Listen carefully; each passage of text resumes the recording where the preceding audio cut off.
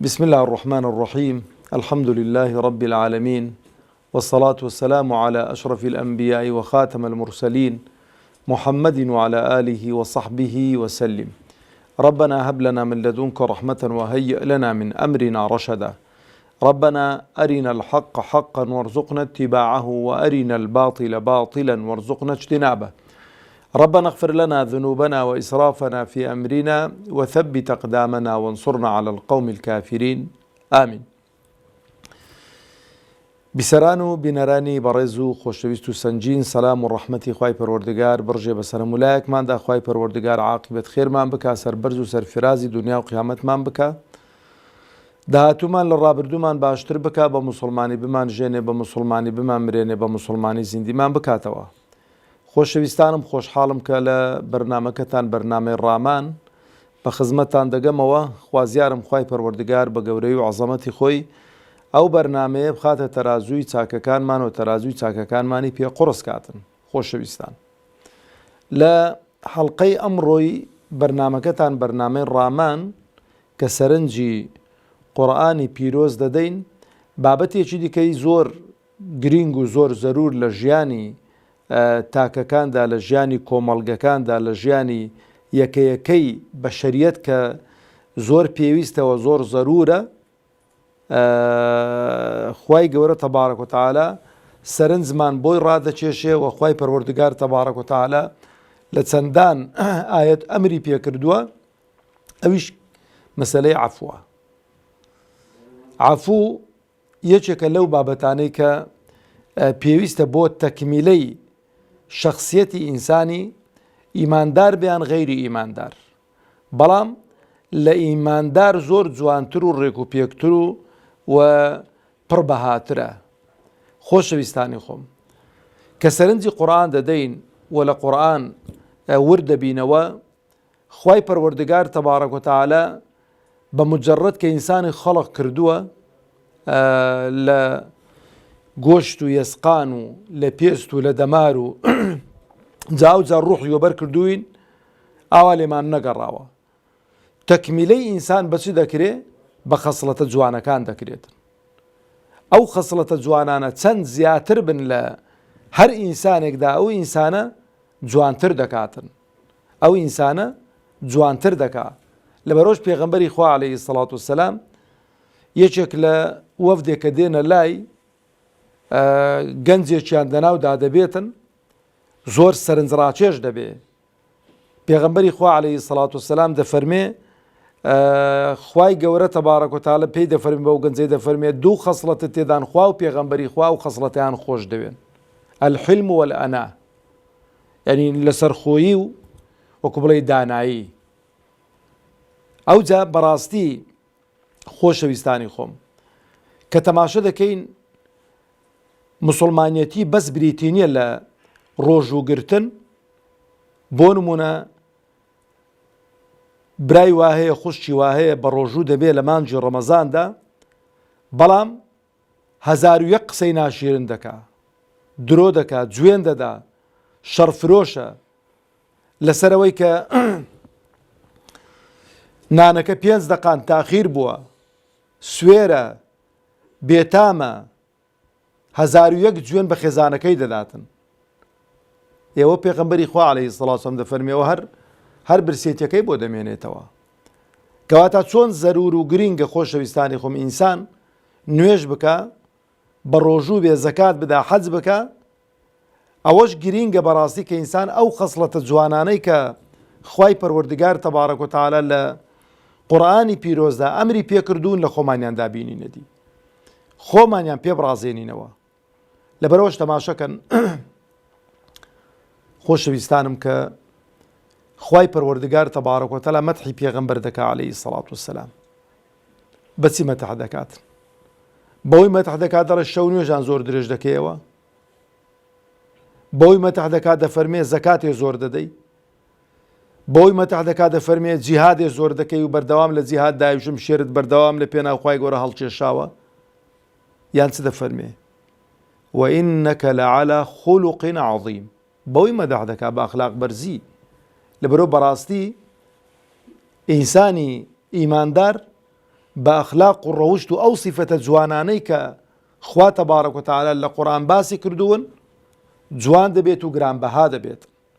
لەبەرەوە زۆر زەرورە ئێمە خۆمان بڕازێنینەوە بەو خەسڵەتە جوانانە. جا تەماشەکەن خۆشەویستانی خۆم. عەفوو واتە لێخۆشبوون و لێبوردەیی. ئەو عەفوەکەی ڕۆڵی خۆی دەبینێ کە حەقێکت لەکەن خەڵک بێتن. کە حەقێکت لەکەن خەڵک بێتن. یعنی تۆ کە حەقت لەکەن خەڵک نەبوو لە چی عەفوو دەکەی؟ یان مافێکی تۆ لە لای خەڵکەیان ئەو خەڵکە دەست درێژی کردۆتە سەرت لێی داوی حەقی خواردووی ئەو عەفوە ئەو کاتەی ڕۆڵ دەبینێتن. دەناتۆ هیچ کەسێک مەسەڵەن هیچ بەسەر کەسەوە نییە مافت لەکەن هیچ کەسێک نییە خەڵک سنوورەکانی تۆی نەبەزاندوون وەڵا عەفووەوە عەفووم کردووی لە چی عەفوو دەکەی؟ بەتایبەتی ئەمڕۆ بۆ کۆمەڵگەی ئێمەی کە تێدا دەژین خۆشەویستانی خۆم ئەو خەسڵەتە زەرورە هەمومان دەخۆمانی دابینینەدی بۆ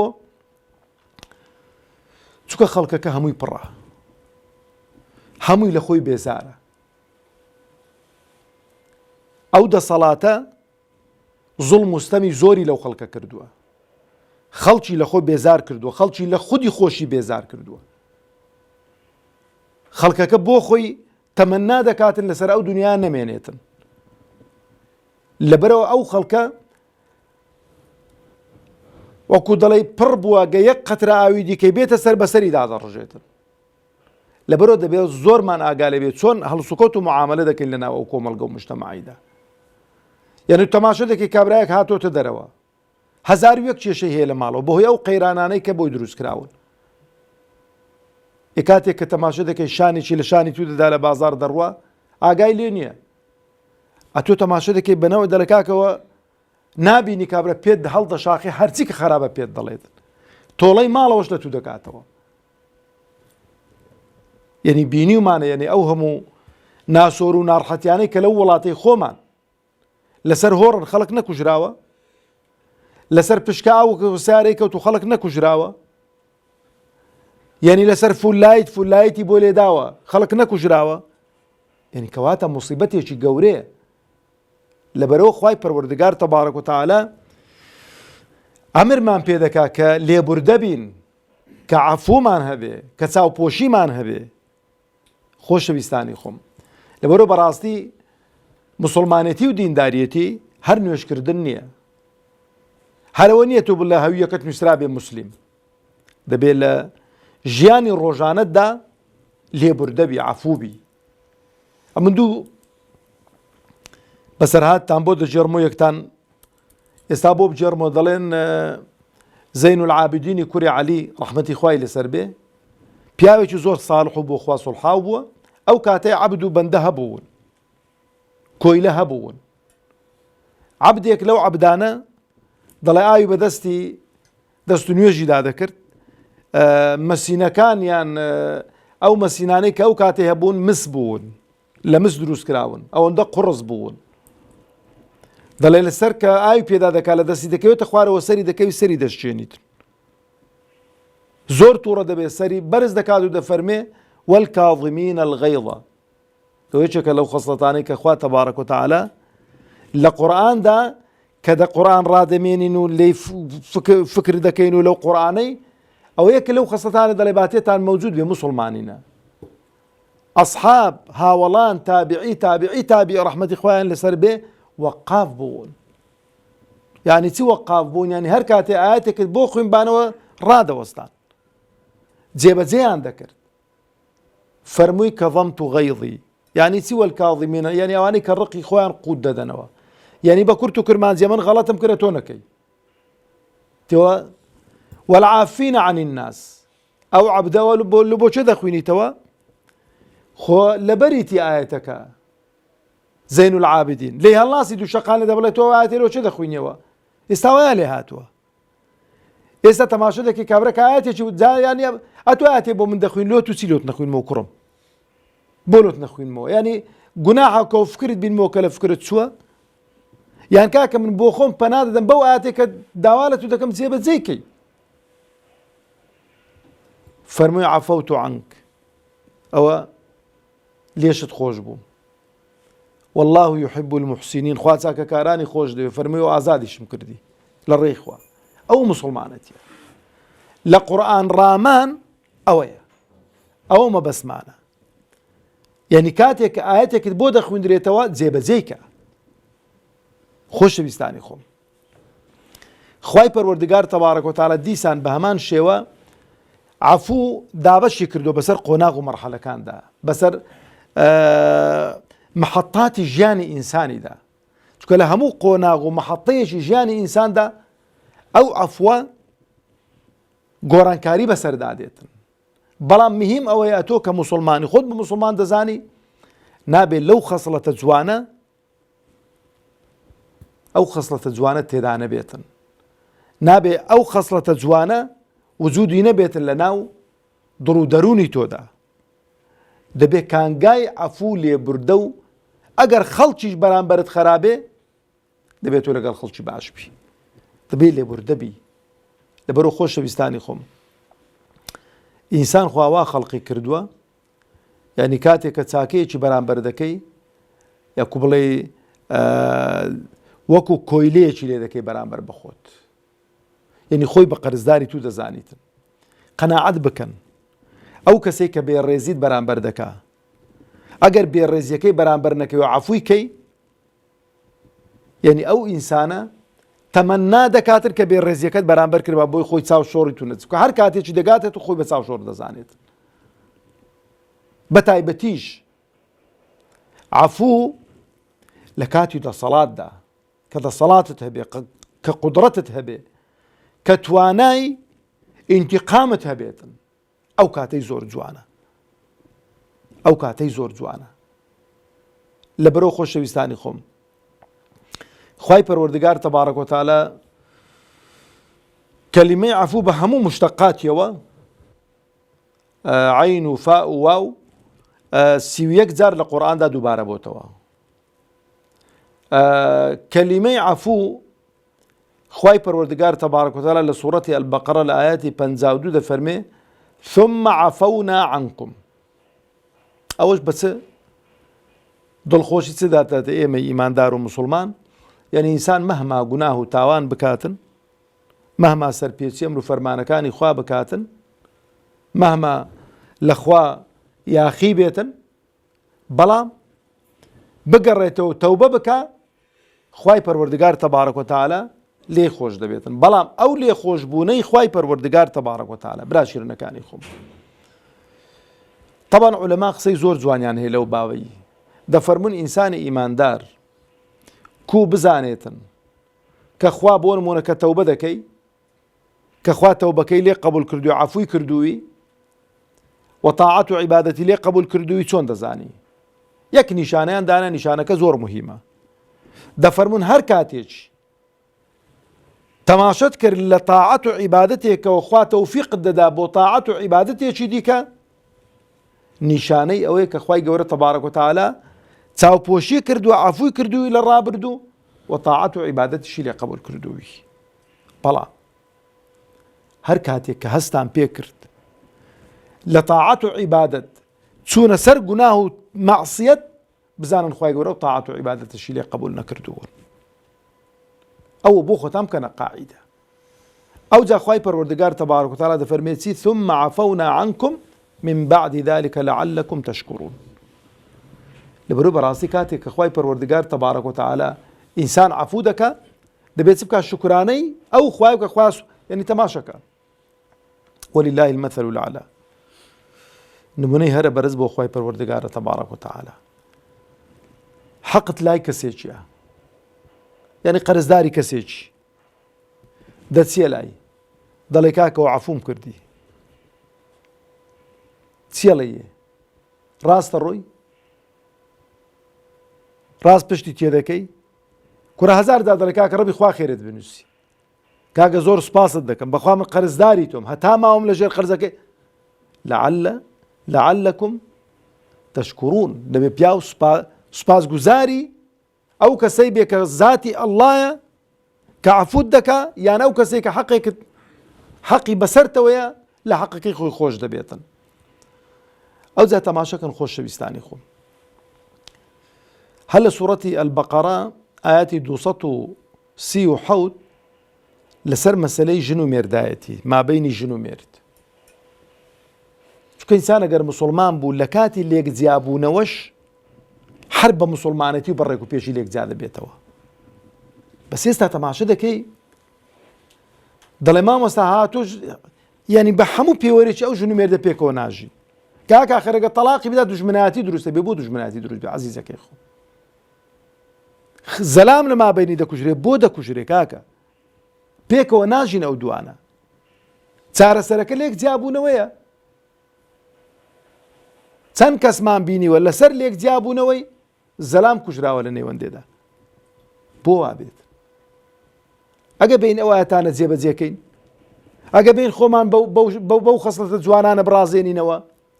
ئەها خوای پەروەردگار دەفەرمێ وەئین طەلەقتموهن من قبل أن تمسوهن.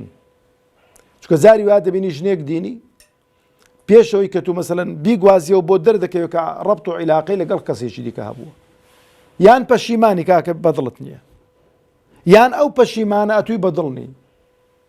بەڵام بار حاڵ لێرانە حاڵەتەکەوێت کە پیاوەکەش نەکە تەلاق دەدا، پیاوەکە پەشیمانە و پیاوەکە ئەو ژنەی ناینیت. دەفەرمێ پێشەوەی کە دەستکاریان بکەن وەقەد فەرەضتم لەهن فەریضە، و مارەیەکتان بۆ داناون ئەو کاتێک کە تەلاقدا پێشەوەی کە سەرجێی بکەی فەنیسف ما فەرەضتم، نیوەی مارەیەکەی دەکەوێت. بەس لێرە خوای گەورە چ دەفەرمێ؟ إلا أن يعفون أو يعفو الذي بيده عقدة النكاح.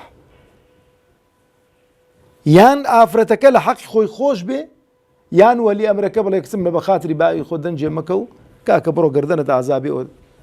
یعنی ئەو عەفوە لێرانە خوای گەورە تەبارەک و تەعالا دایناوە بۆچی؟ بۆ لێک جیابوونەوەی ئەو ژن و مێردانە. ئەو جا خۆشەویستانی خۆم لە سوورەتی ئەنیسا ئاەتی 149 خوای پەروەردگار تەبارەک و تەعالا دەفەرمێ ئین تبدوا خەیڕا ئەو تخفوه کاتێک کە چاکەیەک دەکەن، ئەو چاکەیە جاری وا هەیە بە ئاشکرای بیکەی باشە، خێرێک بە ئاشکرایی بیکەی باشە. بۆ چونکە خەڵک ڕەزیل بووە، خەڵک خێر و سەدەقە ناکاتن. یعنی کە لە ناو خەڵکێکی دانیشی بەڵام بە تایبەتی خۆت بپارێزی بۆ ڕیات نەبێتن، بۆ خۆ هەڵکێشانت نەبێتن، بەس بۆ تەشجیعکردنی دەوروبەرت بێ دەست ببێ و بەرچێ بڵێ کاکە وەڵای فڵان کەسی فەقیرە ها منەوە 25,000 50,000 10,000مدا بەشقم ئیدی کە شەرمێ لە خۆ بکاتەوەیش 1,000 بدا، ئەویش 5,000 بدا، ئەویش 2,000 بدا، پارەیەکی بۆ خڕبێتەوە. زانایان دەفەرمون لە کاتی ڕەزیلی و قرچۆچیدا خێری بە ئاشکرای خێری زیاترە، بەڵام بە شەرتێک کابرا لە ڕیا و ڕیابازی دوور بێتن. یانەوە تا ئەو تخفوه، بەڵام کاتێک کە دیتر خەڵەکەم و خێرخوازە وا چاکە بەدزی خێرە بکەی کەس نەزانێ تووشە، بۆ لای خوای لێگەڕی. ئەو جا دەفەرمێ چی؟ دەفەرمێ ئەو تعفو عن سوء، یان لە خراپەیە کە بەرامبەرت دەکرێ چ بکەی؟ چاوپۆشی بکەی و ئەوە بکەی. ئەو جا خوای پەروەردگار دەفەرمێ چی؟ فإن الله كان عفوا قديرا. خوای پەروەردگار تەبارەک و تەعالا لێخۆشبوو لێبوردەیەکی بەدەسەڵاتە. ئاخر شتمان خۆشەویستانی خۆم کە تەماشەکەن لە شەرحی ئەو ئاەتەی کە ئیمامی بوخاری ڕەزا و ڕەحمەتی خوای لەسەر بێ لە ابن عەباس جێڕاویەوە کە دەفەرمێ خذ العفو وأمر بالعرف وأعرض عن الجاهلين. بەسەرهاتێکی خۆشمان بۆ دەجێڕنەوە دەفەرمێن لە سەردەمی ئیمامی عومەر ڕەزا و ڕەحمەتی خوای لەسەر بێ کە ئیمامی بوخاری بۆمان دەجێڕێتەوە، دەفەرمێ ئیمامی عومەر ڕەزا و ڕەحمەتی خوای لەسەر بێ عادەتی وابوو حافظ قورئانەکانی لە خۆکۆ دەکردەوە، جا گەنج با یان پیر بە، بۆیان هەبوو هەر کاتێکی هەبێ بچنە لای ئیمامی عومەر ڕەزا و ڕەحمەتی خوای لەسەر بێت.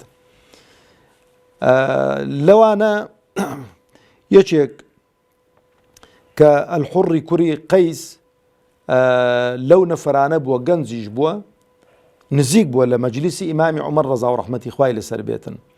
خزمێکی دێتە لای کە ناوی عویەینەی کوڕی حسنی کوڕی حودەیفەیە، ئەوانە دێتە لای دەڵێ پێم خۆشە مەوعیدێکم بۆ وەربگری بێمە لای ئیمامی عومەر ڕەزا و ڕەحمەتی خوای لەسەر بێتن. ئەویش مەوعیدەکەی بۆ وەردەگریتن، دێتە لای ئیمامی عومەر کە دێتن جاهایی وا هەیە کە قسان دەکات دڵی بەردە بە پیساییەدا دەدا نەزانی قسان کوو بکات. یعنی نە ئەدەبی قسەکردنی هەیە، نە شێوازی قسەکردنی، نەدەزانی چ دەڵێ، دێ دادەنیشی هەر وەڵاها بۆی کە قسەیەکی ئاوام کرد لە حوزوری نزانم چێ،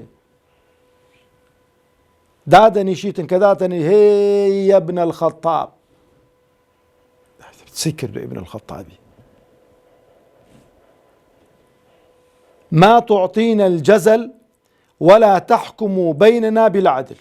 جاء إمام عمر يعني كبلي أو سرت سامان أو بيت المالك لبردست بيمان نادي وبعدالتش حكم مان ناكي.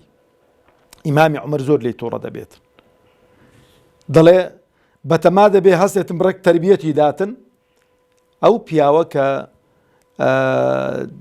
أوي بور قرتوا رخصتي بور قرتوا كدبينيتن دفرمي يا أمير المؤمنين أي أمير إيمان داران دفرمي إن الله تعالى قال لنبيه صلى الله عليه وسلم خواهي قرأ بيغمبركي فرمو خذ العفو وأمر بالعرف وأعرض عن الجاهلين وإن هذا من الجاهلين.